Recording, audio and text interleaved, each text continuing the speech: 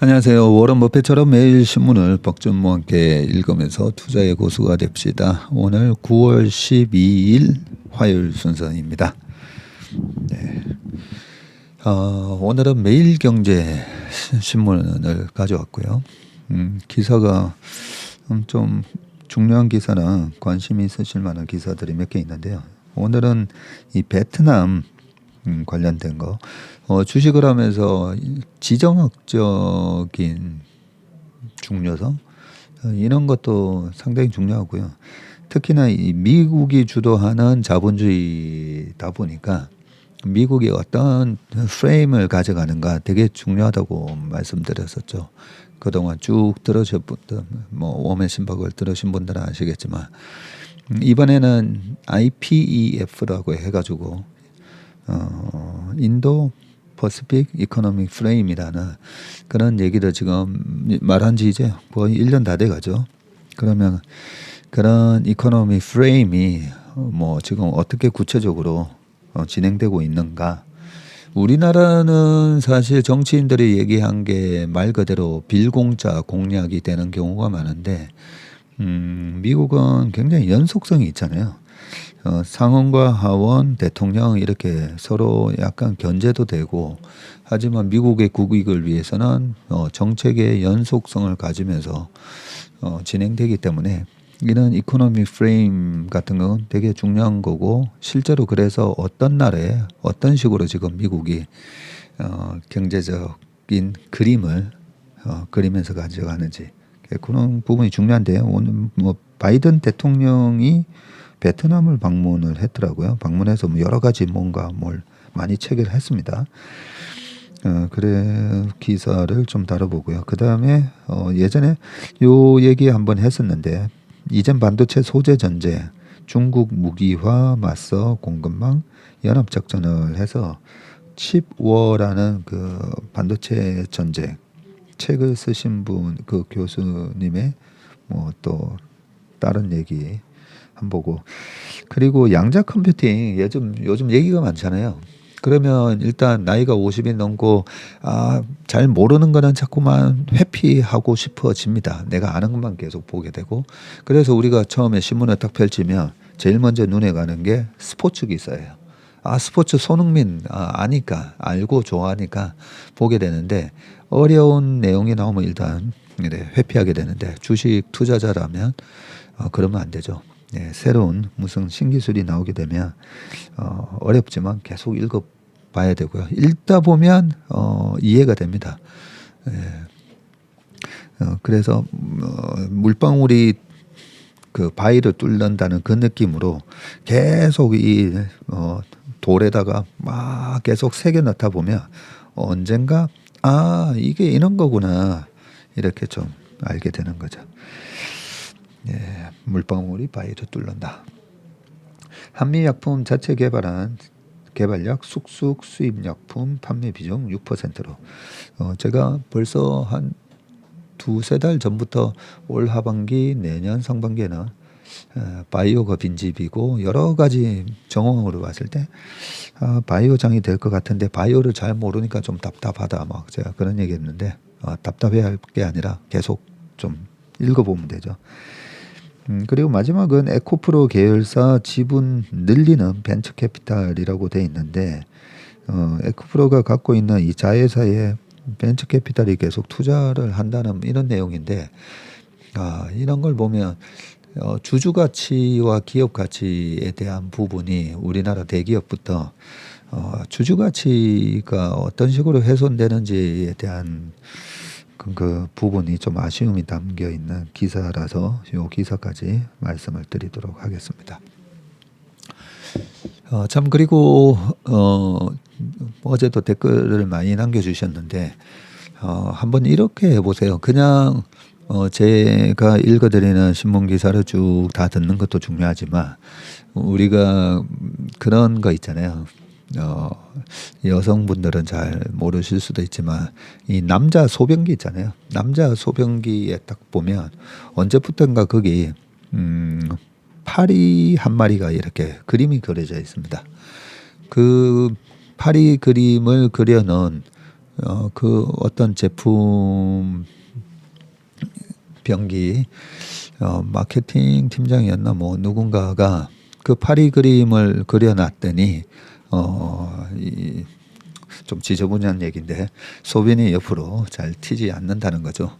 남자 화장실은 공공 화장실이나 뭐 이렇게 가보면 한 발만 더 가까이 이렇게 되어 있고 남자가 흘리지 말아야 할 것은 눈물만이 아니다. 네, 땡땡땡. 네, 그렇게 돼 있으면서 근데 그 파리 한 마리를 그려놨더니 그 그림 파리인데 거기에다가 이제 초점을 맞춰서 소변을 보다 보니까 옆으로 튀어나가는 게 훨씬 줄었다. 예, 요 얘기인데 그 정도로 뭔가 내가 목표를 갖고 목적을 갖고 뭔가를 하는 거라 목표 없이 그냥 열심히만 하는 거랑 좀 다르다는 거죠. 그래서 한번 웜의 심박을 들으시면서 오늘의 키워드는 이거구나라고 해서 하나 적어 보시는 습관을 한번 하시면 훨씬 좀 집중력 있게 들으실 수가 있고 어제도 어떤 분이 크로스 체크 기억하겠습니다. 그렇게 해놓으셨더라고요. 네. 크로스 체크 하니까 좀 기억이 나시죠? 반도체를 투자할 때도 이렇게 크로스 체크를 여러 가지 반도체뿐만 아니라 뭐 모든 걸 다 크로스 체크를 해야 되는데 그런 이제 핵심 키워드 나는 오늘 웜의 심박을 들으면서 크로스 체크 요 하나를 건졌네라고 하면서 한 개가 됐든 세 개가 됐든 그런 것을 다 듣고 나서 댓글에 한번 날리는 게 어떤 거냐면 내가 패시브하게 그냥 읽어주는 것만 이래 듣는 거라 내가 약간 액티브하게 이 신문을 읽게 된다는 거죠. 액티브하게. 그래서 우리가 신문을 읽을 때 저는 이제 항상 이 빨간 펜으로 이제 줄을 그어가면서 읽거든요. 줄을 그어가면서 읽는 것 자체 행위가 이제 액티브하게 바뀌잖아요. 그래서 패시브하게 내가 뭔가를 하느냐, 줄을 하나 긋고 아니면 오늘의 키워드는 이거구나 하고 댓글을 한번 적어보는 게 내가 신문을 읽거나 뭔가를 할 때 액티브하게 나 자신을 바꾸는 그런 작은 습관이 될 수가 있으니까 오늘 한번 들어보시고 오늘의 키워드는 이거네 한번 적어보시기 바라겠습니다. 또 서론이 너무 길었는데요. 요 정도 3,000포는 괜찮잖아요. 그죠? 굉장히 도움이 될 수 있는 팁이라고 생각을 해서 말씀드렸습니다. 바로 미국 베트남과 탈중국 공급망 중국 포입 마지막 퍼즐 맞췄다. 요 기사부터 일단 읽어보겠습니다. 양국 포괄적 전략적 동반자 관계로 격상을 했고요. 베트남 최대 수출 시장 미국과 한국, 러시아, 중국 수준, 최상위 관계, 반도체, 농업, 에너지 등 협력. 뭘 협력하냐도 중요한데 반도체, 농업, 에너지네요. 배터리 히토리우 공급 논의도 있었네요. 바이든 인도태평양 새 파트너. 여기 딱 나오네요. 그리고 미국은 남중국해 중국 현재 기지 확보. 또 미국은 그런 지정학적인 또 중요성을 갖고 있는 베트남에다가 남중국해 중국 견제하는 기지를 또 확보를 하면서 주고받는 그런 게 있나 봅니다. 조 바이든 미국 대통령이 베트남을 국빈 방문해서 양국 관계를 가장 높은 포괄적 전략적 동반자로 격상을 했고요. 이번 베트남 방문은 인도 태평양에서 한국, 일본, 인도, 필리핀과의 관계 강화에 이어서 중국 포위망을 촘촘하게 마련하는 마지막 퍼즐이라는 점에서 큰 주목을 받았다. 실제로 미국 입장에서 베트남은 그동안 중국에 의존해 왔던 반도체 공급망을 다변화할 수 있는 핵심 국가로 간주되고요. 아울러 중국의 남중국해 영향력 확대를 견제하기 위한 전초기지를 중국 앞마당인 베트남에 설치했다는 의미도 있는데 바이든 대통령은 지난 10일 베트남 하노이에서 지난 10일이니까 이틀 전이네요. 하노이에서 권력 서열 1위인 응우옌 푸종 베트남은 요게 하나 발음하기가 조금 어렵다라는 그런 단점이 있는데 이것도 계속 해보다 보면 좀 익숙해지겠죠. 응우엔 푸종 공산당 서기장과 회담을 했고요. 11일에는 보반등 국가 주석과 판민징 총리를 면담하면서 양국 관계를 최상위 단계로 끌어올리는 파트너십에 합의를 했습니다. 양국은 2013년 체결한 포괄적 동반자에서 13년에는 포괄적 동반자였네요. 이번에 전략적 동반자 단계를 건너뛰고 곧장 두 계단 상향을 했고요. 비동맹과 실리 외교를 추구하는 베트남이 포괄적 전략적 동반자 관계를 맺은 국가는 한국, 중국, 러시아, 인도에 이어서 이번이 5번째라네요. 베트남이 포괄적 전략적 동반자를 맺은 국가가 한국, 중국, 러시아, 인도, 그 다음에 미국이라고 합니다. 미국과 베트남 관계 개선 일지가 나오는데 좀 흐릿한데요. 1975년 4월에 베트남 공산화 이후 외교 관계가 단절이 됐고요. 네, 베트남하고 미국하고 엄청난 참 그 슬픈 전쟁을 했죠. 그러고 나서 1994년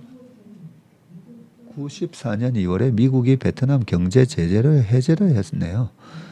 네, 그 뒤에 쭉 나오는데 약간 좀 글씨가 흐릿해가지고 2000년 7월에 양자 무역 협정을 했고요. 국교 정상화를 한 거는 1996년 7월이었었네요. 그리고 2006년 6월에 판반카이 베트남 총리가 미국을 방문했고요. 미국 대통령이 방문을 한 게 2017년 11월에 트럼프 대통령이 에이펙 참석차 베트남을 방문을 했었네요. 그리고 그 전에 제가 잘못 건너뛰었네요. 2006년에 부시 대통령이 에이펙 참석차 베트남을 방문을 했었네요. 그리고 2013년 7월에 포괄적 동반자 관계가 됐고 2015년 10월에 미국하고 베트남 포함해서 TPP를 타결을 했고 16년에 오바마 대통령이 대통령으로서 2016년 11월 달에 트럼프가 당선이 됐으니까 대통령 신분일 때 방문을 한 게 맞네요. 그리고 17년 11월에 트럼프가 에이펙 참석차 방문을 했었네요. 네. 앞으로 미국과 베트남은 반도체 공급망과 교육, 훈련, 농업, 에너지 환경, 기후변화, 관광 등에서 협력을 강화하기로 했고요. 또 양국 간 스마트폰과 전기차 배터리 사용되는 히토류 공급에 관한 구체적인 논의도 진행을 했네요. 바이든 대통령은 포괄적 전략적 동반자 관계로의 격상은 미국의 또 다른 중요한 인도 태평양 파트너와의 협력 강화를 의미한다고 했고요. 이번 방문은 역사적인 순간이다. 미국과 베트남은 지난 50년간 갈등에서 정상화에 이르는 관계 진전을 이뤘고 세계에서 가장 중요한 지역에서 번영과 안보에 힘이 될 것이라고 기대를 했습니다. 베트남의 최대 수출 시장은 미국입니다. 베트남은 의류, 메이드 인 비엔남 해가지고 미국에서 쇼핑몰 가서 딱 보면 메이드 인 비엔남이 많이 보입니다. 그리고 신발도 마찬가지고 스마트폰도 지금 베트남에 보면 하노이 바로 위에 보면 삼성전자 공장이 어마어마한 공장이 들어가 있죠. 그 삼성전자 휴대폰 공장 옆에 휴대폰 협력 업체들도 좀 많이 가 있고요. 하노이 밑에 저 밑에 호치민의 옛날 이름이 사이공이었었죠. 그 호치민에도 삼성전자 그 공장이 있는 걸로 알고 있습니다. 호치민에 있었던가? 그건 좀 헷갈리네. 아무튼 스마트폰도 있고요. 그래서 우리나라가 베트남에 수출을 많이 하는 것처럼 보이는데 그게 이제 베트남의 휴대폰 관련된 중간재랑 소재를 하고 거기에서 이제 조립을 해서 미국으로. 미국하고 아까 그런 FTA 같은 게 체결이 되기 있기 때문에 베트남에서 미국으로 수출할 때 세금이 관세가 거의 없는 걸로 제가 알고 있습니다. 목재 가구를 미국에 수출을 했고요. 2022년 베트남의 대미 수출액은 전년 대비 13.6% 늘어난 1,093억 달러에 달한다고 합니다. 1,093억 달러. 우리나라 돈으로 한 130조 수출하네요. 미국이 베트남에 직접 투자한 금액은 110억 달러를 넘어섰고요. 스마트폰을 둘러싼 미중 대결 양상에 대해서 바이든 대통령이 중국은 무역을 비롯한 여러 문제들과 관련해 게임의 규칙을 바꾸려 한다는 것이 문제다라며 중국 정부의 서구 휴대폰 금지가 최근 사례라고 지적했네요. 그 애플 아이폰 이용 금지 이런 거죠. 그리고 중국 경제 상황을 겨냥해 위기라면서 시진핑 중국 국가주석의 주요 경제 신조 중 가장 중요한 것이 지금 전혀 작동하지 않고 있다며 안타깝지만 그렇다고 언급을 했고요. 다만 부동산 부문의 디폴트 리스크와 사상 최고치를 경신한 높은 청년 실업을 위기라고 표현하면서도 구체적인 경제 정책에 대해서는 말을 아꼈다고 합니다. 네, 중국이 대만을 침공할 것이라고 보지는 않는다라고 또 답변을 좀 했고요. 미국과 베트남의 포괄적 전략적 동반자 관계 선언은 중국의 뼈아픈 실수라는 지적도 나오는데 컨설팅 업체인 유라시아 그룹의 피터 멈퍼드 분석가가 중국이 전략적으로 자해를 한 결과라고 평가하면서 남중국해에서 중국 측이 베트남 선박을 압박한 것이 베트남으로 하여금 중국 견제 의지를 다지게 한 사건이라고 지적을 했습니다. 이 분석가는 미국과의 전략적 동반자 관계는 베트남으로서는 이례적이고 중요한 결정이며 중국과의 관계에 따른 위험을 상쇄하려는 열망을 보여주는 일이라면서 남중국해에서 중국의 도발은 베트남뿐만 아니라 필리핀도 예전보다 더 미국에 가까워지도록 하는 결과를 낳았다고 평가를 했고요. 한편 바이든 대통령은 시 주석과 조만간 만나 소통하기를 기대한다고 언급을 했는데요. 시 주석과 만났을 때 그는 쿼드에 대해 문제를 제기했지만 나는 쿼드가 중국을 고립시키는 것이 아니라 안정성을 유지하는 것이 목적이라고 답했다고 그런 말을 하셨다고 합니다. 저희 업계의 아웃소싱 연기금에서 자금을 운영하신 본부장님이 대단한 성과를 내셨던 분인데요.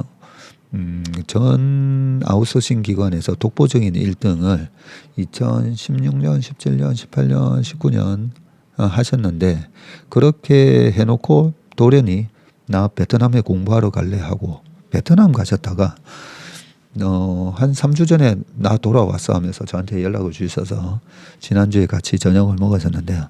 그 저녁을 먹으면서 베트남이 이런저런 얘기를 하면서 그때 제가 들었던 얘기가 베트남 사람들이 중국을 싫어하는 거는 우리가 일본 싫어하는 거 곱하기 한 10배 정도 수준으로 엄청 싫어한다네요.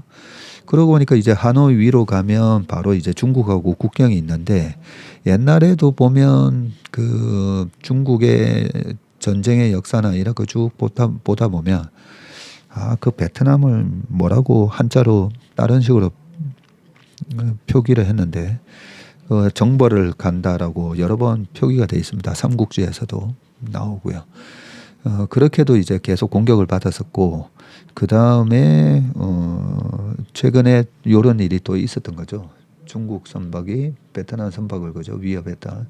이런 것 때문에 엄청 싫어한다네요. 엄청. 예, 그런 상황에서 딱 바이든 대통령이 딱 베트남 날아가가지고 이런 회담을 했네요. 보니까.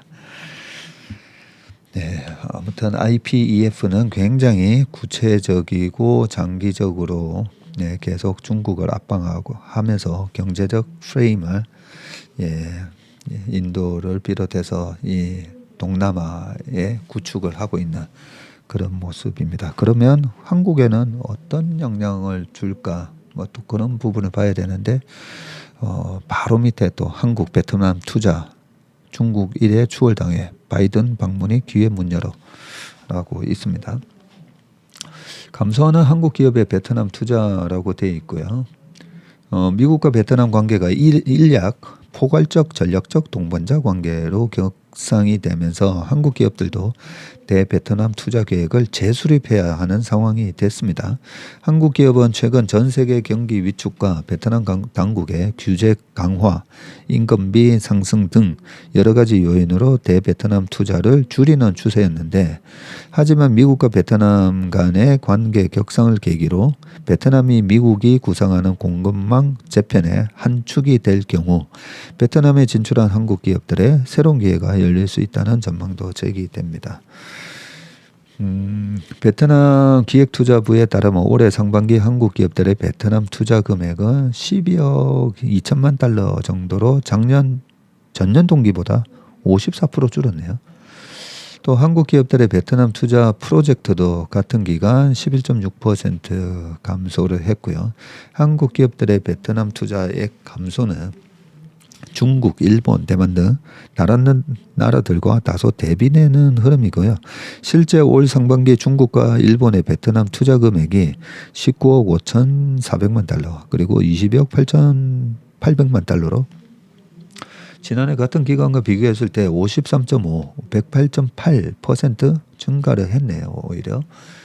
베트남 진출에 적극적인 한국 기업들의 투자가 주춤한 배경에는 글로벌 경기 위축 속에 다른 지역이나 국가로 투자가 몰렸던 측면이 있다. 또 미국 인플레이션 감축법으로 기업들의 공급망 이전 비용이 급등하고 신흥시장인 인도가 급부상한 점, 또 고금리로 해외 투자 자금 조달이 어렵게 된 상황도 복합적으로 작용했다. 재계에서는 베트남은 더 이상 블루오션이 아닌 레드오션이라는 말도 적잖게 나왔고, 다만 중국, 일본, 대만 기업들이 베트남 투자를 늘리고 있고 미국 기업들까지 베트남 생산 거점을 확대할 경우 한국 기업들의 기조 변화도 불가피할 전망이다. 실제 일부 한국 기업들은 베트남 투자를 다시 복구할 움직임을 보이고 있는데, 지난 6월 공장 증설에 10억 달러 투자 방침을 밝힌 LG 이노텍이 대표적이네요. 스마트폰 부품 수주 증가에 대비해서 카메라 모듈 부품 생산 설비를 확대하기 위해서인데, 그리고 현대차 그룹은 내연기관차에서 전기차로 현지 전략을 수정하고 있어서 관련 투자가 확대될 수 있다는 전망이 나온다고 합니다. 전문가들은 미국과 베트남의 관계가 강화되면 한국 기업들에게는 새로운 비즈니스 기회가 생길 수 있다고 긍정적으로 평가했고요. 이미 한국은 지난해 베트남을 상대로 342억 4천만 달러의 무역 수지 흑자를 기록을 했네요. 베트남은 한국이 가장 많은 무역 흑자를 거두는 나라가 됐다. 하지만 추세가 이어질지는 미지수다. 342억 달러면 베트남에서만 한 40조 넘게 벌었다, 그죠? 네, 그렇네요. 43조 정도 벌었습니다. 베트남에 대한 투자가 왜 50%나 줄였을까? 저는 가장 큰 이유는 고금리 때문이라고 봅니다. 베트남뿐만 아니라 지금 국내에서도 금리가 너무 높다 보니까 투자가 되게 많이 줄었습니다. 실제로 그렇게 투자를 줄이라고 페드가 금리를 올려놓은 거거든요. 금리를 이렇게 올려놔서 투자 수요가 줄어서 원자재에 대한 그런 수요도 계속 억누르면서, 그러면서 원자재뿐만 아니라 여러 가지 공급자 물가지수 PPI를 중국 같은 경우에 PPI가 마이너스 들어가 있잖아요. 그렇게 PPI를 떨어뜨리고 그게 그 다음에 CPI로 수년돼서 CPI도 떨어지게 돼 있으니까 페드가 지금은 투자하지 마 하면서 금리를 올려놓은 영향이 제일 큰데, 아니 그러면 방금 중국과 일본은 뭔데? 중국 금리가 되게 낮죠. 중국은 계속 오히려 금리를 낮춰줬으니까 10년물이 한 2.8 뭐 정도 합니다. 일본은 뭐 말할 것도 없고, 그죠? 0에서 0.5 이런 차이니까 일본이나 중국 기업 입장에서는 뭐 크게 자금 조달이 어렵지 않은 거죠. 자금 조달이 있어서 금리가 부담스럽지 않아서 이렇게 또 늘어났다고 생각이 듭니다. 네, 그다음 바로 반도체로 좀 넘어가 보겠습니다. 이젠 반도체 소재 전쟁이라고 돼 있는데 칩워의 저자 크리스 밀러 교수님입니다. 갈륨, 게르마늄 수출 동제에 이어서 히토류까지 범위 확대 가능성이 있는데 대책이 없으면 더 큰 타격이 불가피하고 한국 반도체 후발서 세계 최고로 주목할 칩 기술로 HBM을 꼽았다고 합니다. 반도체 경쟁이 반도체 소재 전쟁으로 확전될 가능성이 있습니다. 이에 대비해야 됩니다라고 이 크리스 밀러 텁스 이게 발음하기가 좀 어렵더라고. 텁스 대학인데요, 그죠? 보스턴 약간 바로 옆에 있는 아주 뭐 약간 아이비리그는 아니지만 그 뉴 아이비라고 하거든요.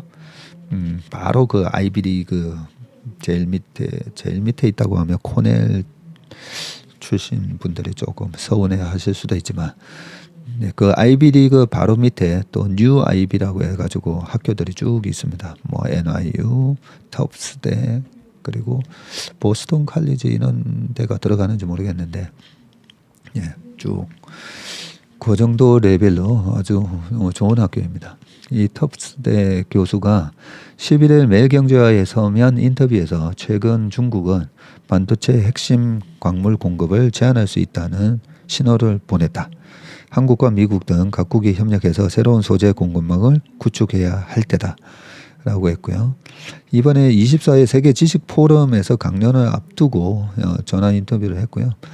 저술한 칩원은 반도체가 국가 간 패권 경쟁의 핵심 요소가 된 배경을 역사적 외교적 관점에서 조명한 책이고 차별화된 시각으로 반도체 전쟁의 역사와 산업 전망을 제시하면서 이 파이낸셜 타임즈가 선정한 2022년 올해의 경영 서적으로 뽑히기도 했다네요. 역사학자이지만 오는 10월 실리콘밸리에서 예정된 개발자 행사인 삼성 메모리 테크데이에서 연단에 서기로 할 만큼 산업계에서도 인정받는 인물이라고 합니다. 밀러 교수는 중국의 반도체 산업이 어려운 상황에 처한 것은 분명하다고 진단을 하면서 중국은 경쟁적인 도전자이지만 칩 제조에 필요한 첨단 기계를 이용할 수 없어서 어려움에 직면했다고 했고요. 글로벌 연구 개발 파트너십에서 소외되고 있는 점도 한계라고 했습니다. 하지만 중국이 최근 이를 극복하면서 반도체 격차 줄이기를 꾀하고 있는 만큼 미국과 규제 전쟁은 계속될 것이라고 봤습니다. 실제로 미국은 중국의 반도체 우회 수입으로 대중 제재가 무력해질 위기에 처하자 제재 강화를 지금 추진하고 있죠. 네. 밀러 교수는 중국의 폐쇄적 규제와 보조금 정책이 각국 보조금으로 대응 촉발됐다면서 전 세계 산업이 중국 의존도를 줄이려고 노력이 이어질 것으로 전망을 한다라고 했고요.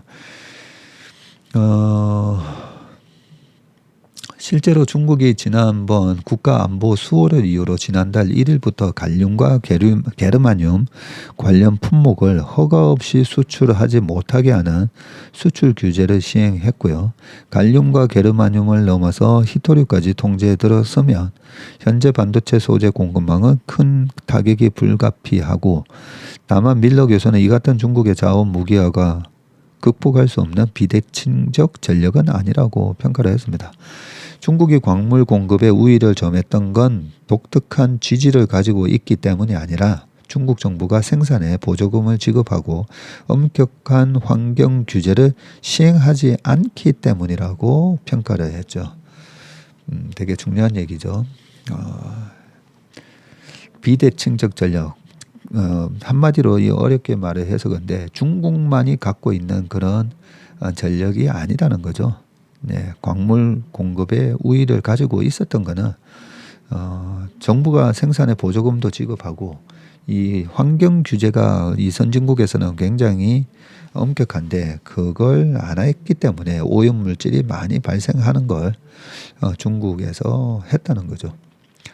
아무튼 이 같은 반도체 공급망 갈등을 해결하기 위해서는 한국의 역할이 중요하다고 했고요. 1980년대 후반이 돼서야 제조 산업을 시작했을 만큼 한국은 반도체 산업의 후발주자였지만 오늘날 한국은 세계 최고의 메모리 칩 생산국이라고 평가를 했습니다. 실제 반도체 산업의 역사를 통시적으로 설명하는 그에 져서 칩워를 보면 한국이 키워드로 등장한 것은 전체 54장 중 절반이 넘어가는 22장부터라고 하네요. 하지만 이 이후 후반에서는 한국은 사실상 책의 주인공 역할이라고 부를 수 있을 만큼 비중을 많이 차지한다고 합니다. 그러면서 가장 중요하게 짚은 인물로 이병철 삼성전자 창업회장을 얘기했고, 이병철은 무슨 일을 해도 이익을 낼 수 있는 사람이었다고 그렇게 묘사를 했네요. 밀러 교수가 꼽은 주목해야 할 반도체 기술은 고대역 폭 메모리 HBM이었다고 합니다. HBM은 여러 개의 D램을 수직으로 연결해서 기존 D램보다 데이터 처리 속도를 혁신적으로 끌어올린 차세대 D램 제품인데, 이 때문에 대규모 데이터 학습에 필요한 인공지능의 필수로 꼽히고, 하이닉스는 HBM 분야에서 초기 선두주자였지만 이제 경쟁사도 이 분야에 빠르게 투자하고 있다면서 글로벌 데이터 센터 기업이 공급처를 적극적으로 모색할 것이고, 이를 위해 선두기업은 계속 혁신해 나가야 한다고 조언을 했습니다. 어젠가 그저께 우리가 신문 기사를 읽으면서 SK 하이닉스가 2013년도에 HBM을 세계 최초로 개발했다. 그 기사가 좀 떠오르죠. 그 다음에 양자 컴퓨터로 좀 넘어가 보겠습니다. 꿈의 연산 속도, 양자 컴퓨팅, 탄소 저감 효과도 어마어마하다고 하는데, 얀 괴츠 IQM CEO 인터뷰네요. 차 배터리 비료 분야에서만 수백 메가톤 CO2를 감축 가능해 최근 2억 유로 투자 유치에 성공했다라고 되어 있습니다. 전 세계가 AI 열풍에 이어서 주목하는 차세대 키워드로 양자 컴퓨팅이 부상하고 있다. 앞서 산업 발전의 획을 그었던 슈퍼컴퓨터와는 차원이 다른 기술 혁명으로 산업적 부가가치는 물론이고 전 세계 화두인 기후 변화에 대응하는 능력까지 갖춰서 그야말로 글로벌 퀀텀 점프의 원동력이 될 전망이다. 미국, 중국, 유럽 등 전 세계가 양자 컴퓨터의 주도권을 잡기 위해 앞다투어 참전하고 있는 이유다. 아직 기술 강대국도 정복하지 못한 영역으로 한국에도 무한한 가능성에 도전할 기회가 열려 있다는 평가가 나온다. 제가 항상 이 경쟁 구도가 제일 중요하다고 말씀드렸잖아요. 근데 그 경쟁 구도에서 또 하나 좀 더 디테일하게 경쟁 구도를 어떤 식으로 평가를 하지? 뭐 이럴 수 있잖아요. 거기서 핵심 경쟁 구도의 또 제1 핵심 단어를 꼽아라면 대체제입니다. 대체제. 이 대체제가 나오는 순간 그게 파괴적, 창조적 파괴가 되는 순간 기존의 어마어마한 경쟁 구도가 한순간에 와르르 무너지잖아요. 2002년도에 개발됐던 블랙베리, 그리고 나중에 노키아, 뭐 이쪽이 한 방에 무너지죠. 2007년도 6월 달에 출시된 아이폰 때문에. 그래서 워런 버핏이 얘기한 이 경쟁 구도의 우위를 얼마나 지속시킬 수 있는가를 계속 체크해야 되는데, 지속성 여부는 그 회사는 열심히 하겠죠. 열심히 계속 하는데 굉장히 강력한 대체제가 탄생하는 게 가장 무서운 겁니다. 두 번째는 뭐 그 제품을 빠르게 2등 업체가 어느 정도까지 쫓아오느냐, 뭐 이런 부분인데, 이 대체제가 관한 그 부분에 대해서 조금 더 깊게 이해를 하시려면 피터 틸이 쓴 제로 투 원, 제가 예전에 한번 추천했던 이 제로 투 원, 없었던 제품이 만들어지는 0에서 1로 가는, 이게 어렵다는 거죠. 1을 2로 개선시키고 2를 3으로 개선시키는 그런 식으로 이제 그 이후에 발전을 하지만 창조적 파괴에 해당할 때는 이 제로에서 1이 되는 게 나타나는 게 그 부분을 잘 보셔야 되는데 지금 읽다 보니까 어제 테슬라가 10% 올랐던 이유가 테슬라의 슈퍼컴퓨터 도조. 네. 거의 우리나라 돈으로 600조의 가치가 있다 하면서 모간 어디였죠? JP 모간이었나? 여기서 250불 타겟 프라이스를 400으로 확 올려버렸잖아요. 그런데 엄청 파워풀한 슈퍼컴퓨터를 테슬라가 한다는데 여기는 슈퍼컴퓨터와는 차원이 다른 기술혁명이라고 합니다. 양자컴퓨터.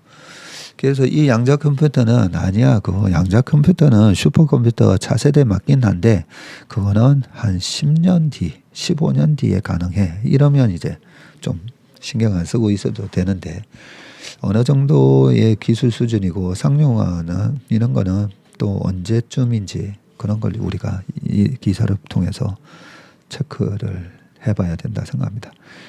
11일 핀란드 소재 유럽 최대 양자 컴퓨터 벤처기업 IQM 퀀텀 컴퓨터스의 얀 괴츠 최고 경영자는 슈퍼컴퓨터에 비해서 훨씬 빠른 양자 컴퓨터의 연산 속도도 중요하지만 이를 학계와 산업에 적용했을 때 막대한 부가가치를 창출할 수 있다. 양자과학과 기술의 미래 이 세션에 참석해서 최신 양자 컴퓨터 동향과 미래 전망을 내놓을 계획이신데요. 13일이니까 내일이네요.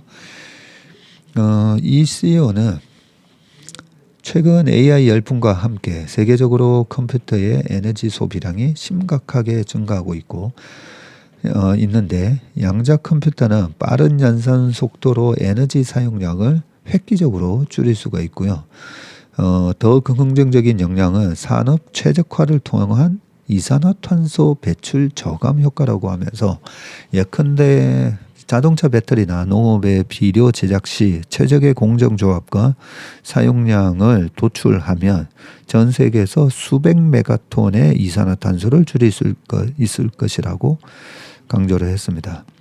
실제 IQM은 이 같은 기대를 한 몸에 받으면서 퀀텀 플래그십 펀드에서 EU가 주도하는 이 펀드에서 총 2억 유로 2,900억 원 정도의 투자를 유치를 하기도 했네요. 이 퀀텀 플래그십은 기술 발전과 기후 변화 대응 가능성이 있는 곳에만 투자하는 펀드라고 합니다. 괴츠 CEO는 우리는 공동 설계 접근법을 활용하고 있다면서 양자 우위에 컴퓨터를 만들고 산학에서 필요한 응용 프로그램을 접목해서 특수 목적용 컴퓨터를 만들 수 있기 때문이라고 설명했고요. IQM은 올해 보급형 양자 컴퓨터 IQM 스파크 5큐비트를 내놓았다고 하네요. 그는 연구와 교육 분야에서 발전을 이루어 나갈 수 있도록 100만 달러 이하의 보급형 제품 IQM 스파크를 출시했다고 합니다. 100만 달러 이하의 보급형 제품을 벌써 출시했다고요. 100만 달러면 13억이다, 그죠? 네. 일단 이제 꿈의 컴퓨터 맞네요. 보니까 꿈의 컴퓨터인데 아까 말씀드린 대로 어느 정도가 상용하고 미국이 주도하는 지난번에 표준화 있잖아요. 뭐 표준화 이런 거랑도 좀 다 연관이 될 수도 있는데 일단은 제가 너무 잘 몰라서 뭔가 이렇게 아직까지는 잘 모르겠습니다.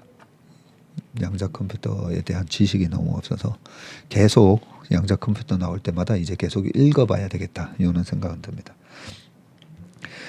네, 마지막 두 기사 한미약품 자체 개발약 쑥쑥 수입약품 판매 비중은 6%대로 뚝 떨어졌다라고 돼 있는 부분인데 일단 뭐 바이오 헬스케어 이쪽도 미국도 마찬가지지만 미국이 아니라 뭐 모든 우리가 시가총액 제일 큰 것부터 이렇게 쭉 한번 볼 필요가 있어가지고요. 한미약품 고혈압, 고지, 혈약 등 의약품 작년 매출이 1.2조, 2년 새 4천억, 수입품 매출은 감소세 지속, 경쟁사는 수입 의약품이 절반. 한미약품이 수입약에 대한 매출 의존도를 빠르게 낮추고 있다. 로슈젯 등 자체 개발 제품의 인기가 꾸준히 높아지면서 올 상반기 전체 매출에서 해외 의약품 위탁 판매 등 남의 제품을 팔아 올린 매출 비중은 6%대까지 떨어졌고요. 올 상반기 한미약품의 수입 의약품 매출이 전년 동기 대비해서 6.3% 감소한 478억을 기록했네요. 이 기간 전체 매출 7천억에 얼마 안 된다 그죠? 6.8%. 2018년 10%에 달하던 수입약 의존도를 5년 새 절반 수준으로 줄였고요. 수입약 의존도를 낮출 수 있었던 배경에는 복합 신약 등 자체 개발 의약품의 성공이 자리하고 있다고 합니다. 한미약품이 직접 개발한 자체 개발 의약품을 판매해서 올린 매출은 2018년 8천억에서 지난해 1조 2천억대로 급증을 했고요. 국내 주요 제약사 가운데 연간 자체 의약품 매출이 1조 원을 달성한 곳은 한미약품이 유일하네요. 올해도 상반기까지 자체 제품 매출이 6,500억 원에 육박해서 3년 연속 성장세를 이어갈 전망이라고 합니다.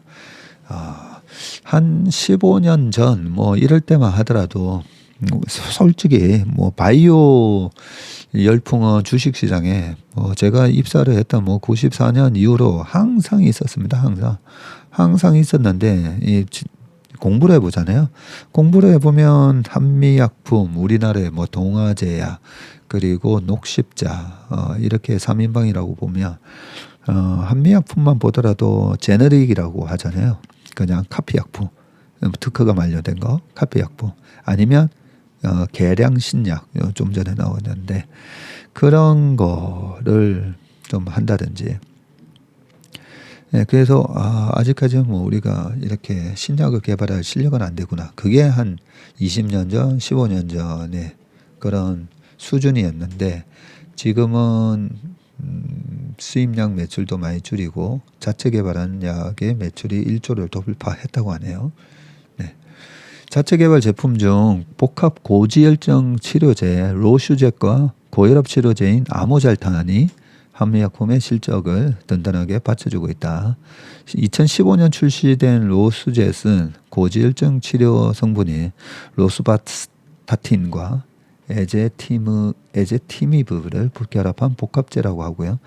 시장 선점 효과와 복합제의 인기에 힘입어서 2020년 이후 3년 연속 매출 1,000억 원대 기록을 이어가고 있다고 합니다. 약간 요 두 제품이 캐시카우다 그죠?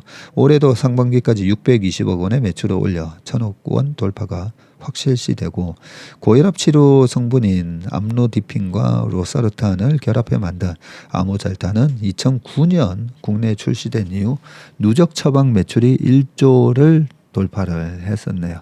올 상반기에도 한 495억 원 팔렸다고 합니다.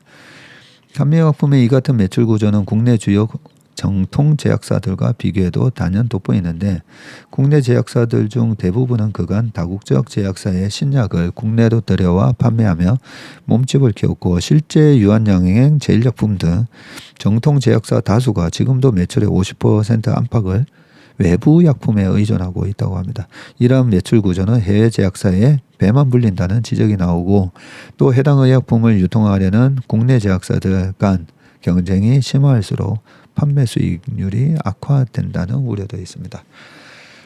네, 이렇게 캐시카우가 있는데 이걸 바탕으로 R&D를 엄청 해서 한미약품이 2015년도에 최고의 바이오 대장주 역할을 또 했었죠. 그때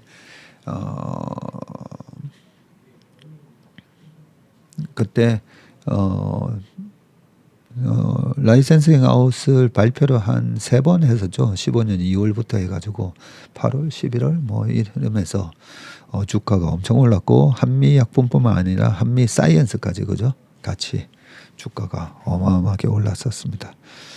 그 부분에 대한 기사는 없는데 그게 다 그때 라이센싱 아웃 했던 게 다 나중에 다 취소됐죠. 취소되면서 주가가 이제 쭉 빠지고 취소된 걸 미리 또 알려줬다 해서 문제가 돼서 또 한번 큰 소용돌이가 있었죠.